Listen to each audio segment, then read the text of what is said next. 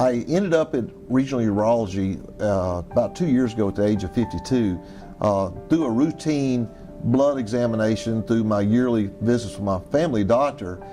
They noticed that my PSA levels had raised up a little bit. So they immediately prescribed an antibiotic for me to take, which that kind of concerned me because I knew how important prostate health was. And being 52, I thought I'd probably be okay. Well, I went and made an appointment here at Regional Urology and came here, and then they did their exams after that, and I ended up having a cancer. Yeah, a lot of cancers don't have symptoms, and prostate cancer is definitely one that generally, unless it's very advanced, won't cause any problems for you. And that's why we have the screening test out there, the PSA, the rectal exam, so that we can find it in an early stage when it can be treated and cured. The PSA test is a blood test that is a screening test for prostate cancer. What it measures is this protein in the blood called prostate-specific antigen. And every man who has a prostate has a certain level of PSA that's naturally made in the normal state, but prostate cancer tends to make more PSA than benign prostate tissue. So when you have an elevated PSA, that's a worrisome red flag that there might be something else going on that we need to look closer into.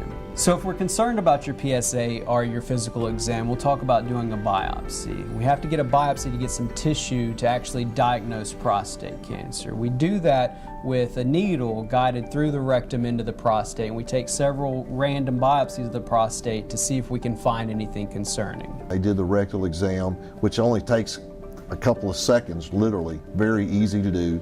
And they didn't like what they felt. They felt a little hardness in my prostate. So that combined with my rise in PSA level, they decided it'd be best to schedule me for a biopsy. After that, then they decided that my treatment probably should include surgery for removal of my prostate, which I was all for because I want to do whatever it took to try to remove the cancer. Well, one of the nice things that we do at Regional Urology for all our patients is we try to put them all to sleep with just a little bit of sedation so that you have the biopsy, you wake up, and just like that, you ask when we're going to start and we're already done, because it is a bit of an uncomfortable procedure, but doing it that way makes it a lot easier and a lot smoother for everybody. Right. With an MRI, we can actually improve our ability to find prostate cancer with imaging. So we can get an MRI of your prostate, and if we see an area that's concerning, we can actually specifically target that with the biopsy rather than just randomly sampling the prostate. That gives us better ability to find something if there's something to be found. No organizations can 100% agree on at what point do you start screening for prostate cancer, how often do you screen for prostate cancer, what's a normal value, what's an abnormal value.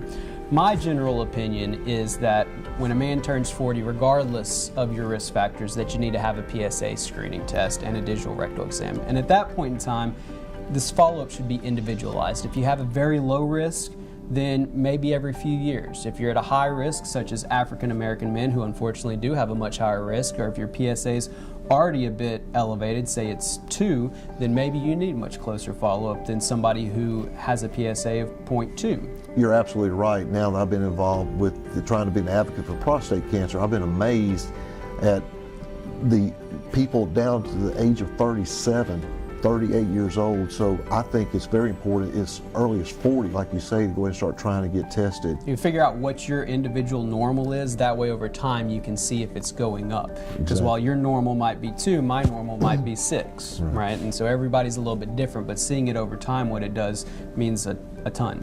My whole experience being involved and being treated by Regional Urology has been an amazing experience. Personally, it's allowed me to be able to gain a lot of knowledge of how people are affected by prostate cancer. Then also, as a patient advocate now, I enjoy trying to spread the word as much as I can to other people. I'm amazed at the number of people who are affected.